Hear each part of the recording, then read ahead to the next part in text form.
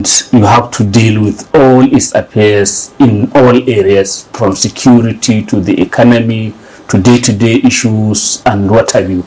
So thank you very much, Madam Manir, for having me again. Number one, I will say that it has been a very difficult transition, but I can say that it has been successful so far. As you said, I started as an activist. I was among the few Nigerians that fought for the enthronement of democracy in Nigeria, alongside some of my colleagues. Some are alive, some we lost them. The likes of Chief Gani Fahimi of blessed memory, the likes of Dr. Bekore Sonkuti of blessed memory. Today, some of our colleagues that we fought for the enthronement of democracy together with them are still pushing for rule of law, justice, freedom, and equity in our own country. Because of my background as a civil rights activist, of course, that was the reason why I made it clear to them that we have to relegate politics and focus on governance. But is it not a different form of politics? Yeah, still? I know it's difficult, but I feel that's the best way to move, and we have seen result. If you look at what's happening in Kaduna today, when I came in, I made it clear. In a rare moment of honest self-criticism, Governor Uba Sani has admitted to northern state governors contributing to Nigeria's problem by neglecting education and failing to develop their people. Hello, my people. Wahala deo. Now, what did Governor Uba Sani say? He said that northern governors have failed to take the education of their people seriously. They are failing to develop their people and also failing to educate their people properly. Now, he's saying that he is criticizing himself too, that he has noticed that the governors in the north are the ones contributing to the problems we have in Nigeria.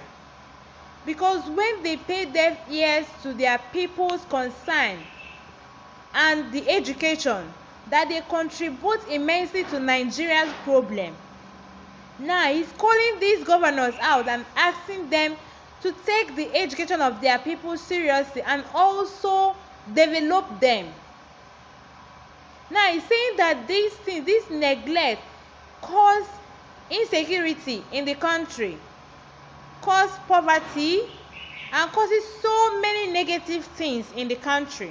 He's calling out these governors and even himself to do better in the north, the northern part of Nigeria, so that Nigeria will get better.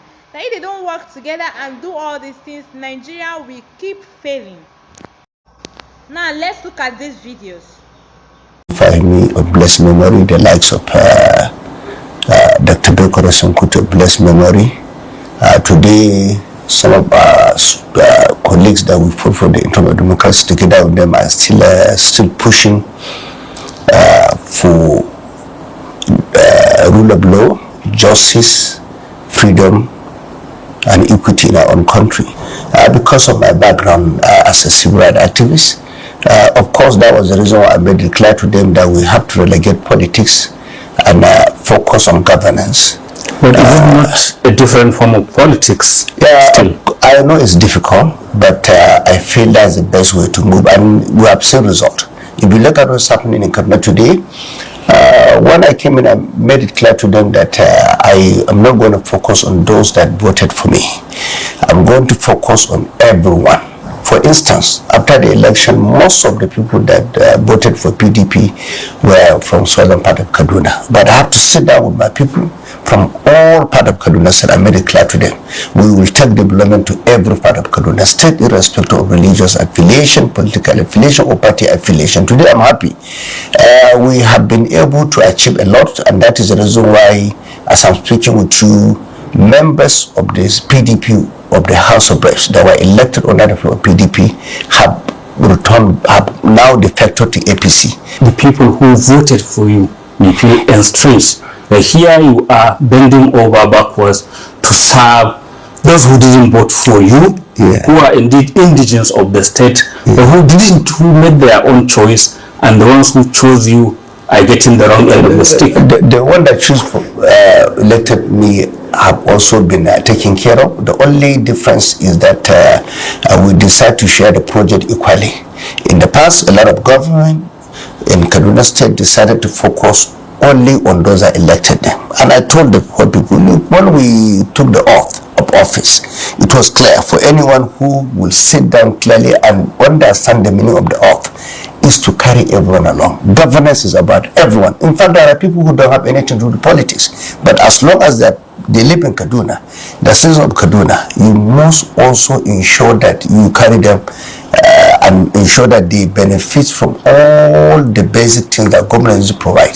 So it doesn't matter whether you're a politician, whether you're a businessman, whether you're a farmer, whether you are not even someone who has any interest in politics. As long as you live in Kaduna, a citizen of Kaduna State, you must be treated equally. I made it clear to everyone because it's about governance. At the end of the day, I will be done to stand before Almighty Allah to now say what I have done as a governor of Kaduna State. What about projects that were begun by your predecessor that are now left uncompleted? I can give a good example of in your own hometown of Zaria. Fantastic. There is the overhead bridge that is looking like a monument to abandonment. I can tell you here that I'm happy about this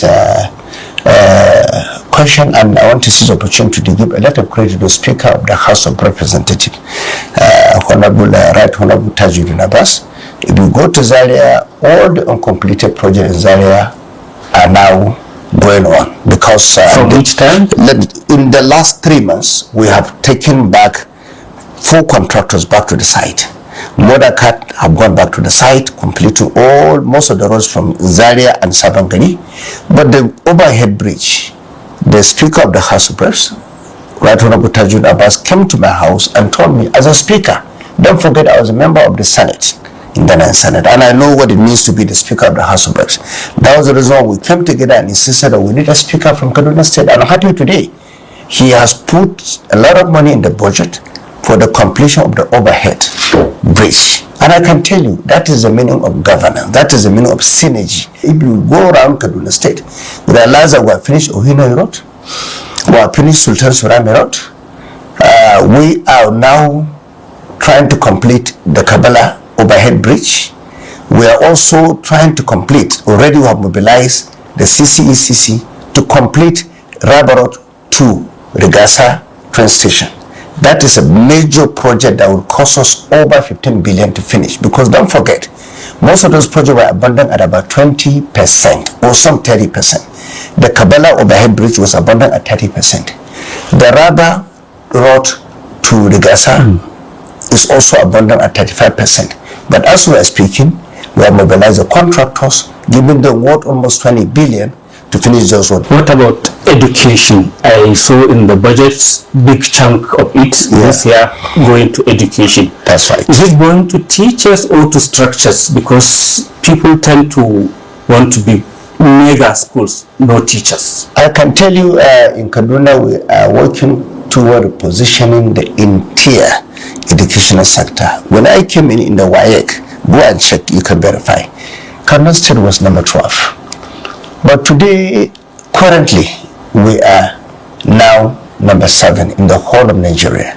And I can tell you the way we are going, we might even be number 1 or number 2 in the next 1 or 2 years. The reason is clear. We are investing in teachers training and retraining. I directed SUBEB and the local government chairmen. I'm happy because they are getting a lot of money under our administration this time around. And they are working toward recruiting more teachers. I've met somebody who is claiming that he's been led up since the previous government. One particular and person. He said there are many people who are in his situation and they haven't been paid because the portion from the state government hasn't been paid to the pension. It's a very good idea because he came to my office. When I had the whole story in the social media, I was able to ask for him to come to my office. I sat down with him. I was told that he was a quantity surveyor when he was in government. He sat down with me, and I can tell you I was happy with the way I had conversation with him. Because of my meeting with him, I had a lot of knowledge about the fact that some of them were not captured in the past. So when we came as a government. So here is the big picture. Governor Uba Sani is trying to redefine governance by presenting himself as a leader who is focused on grassroots empowerment, development, and also looking after the welfare of his people and not just politics. He's trying to present himself as a leader that is focused on grassroots empowerment, development too. Now he's saying that governance should not be only about politics, that it should also look at the other aspects, which is the main thing you are supposed to take care of, like empowering those at the grassroots level, also developing the state that you govern or the country that you are governing, and then looking after the security of the people. Now he's saying that he's taking care of all these things in Kaduna State, and all his techniques seems to be working. He said that his collaboration with community leaders and local government leaders helps, that he works in Kaduna State. He is also proud of spreading projects across the state, irrespective of the religion and political party you belong to. He even boasts of winning over opposition lawmakers with his performance. Now, on the security of Kaduna State, he's saying that he is proud of collaborating with community leaders and local government leaders, and this seems to be working in Kaduna State. His claim on local government autonomy is quite interesting. He claims that Kaduna has given local government more financial freedom than ever before, which is really interesting. And he says that this cannot work if governors, all the governors, get on board to give local governments autonomy and make them to have financial freedom. There is also the story of pensioners, which he personally intervened in after one man's story went viral. In education and healthcare, the plan sounds good. In the end, Governor Uba Sani sounds like a man with a plan, and he's boldly pushing for some bold reforms, which is quite an interesting and welcome change. Now, let us know what you think about this whole thing in the comment section below. Thank you.